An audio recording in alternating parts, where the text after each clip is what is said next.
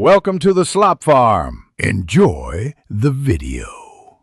In this video, I will show you how to replace your Mazda CX-9 cabin air filter. First, locate the glove box on the passenger side of your vehicle.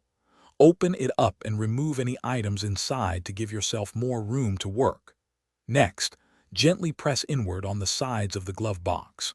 This will release the retaining clips, allowing the glove box to swing down further and reveal the filter housing. Once the glove box is fully open and hanging down, you'll see the cabin air filter housing. There are usually two small clips, one on each side of the housing cover. Unclip these tabs carefully. With the cover removed, you can now grasp the old cabin air filter. Gently pull it straight out from its slot. Take a moment to observe its condition. You might be surprised by how much debris it has collected. Before inserting your new cabin air filter, pay close attention to the airflow direction arrow printed on its side.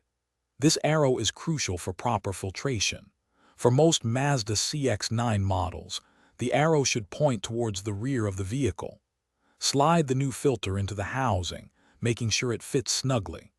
Then, replace the filter housing cover and press the two retaining clips back into place until they click securely. With the new filter installed and the housing secured, it's time to reassemble the glove box. Gently push the glove box back upwards until the side retaining clips snap back into their original positions. Give it a good push to ensure it's fully engaged. Finally, close the glove box and confirm that it latches securely.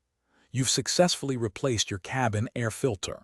For more great tips and resources, including a book that can truly change how you think about money, be sure to check the description below for links and other deals.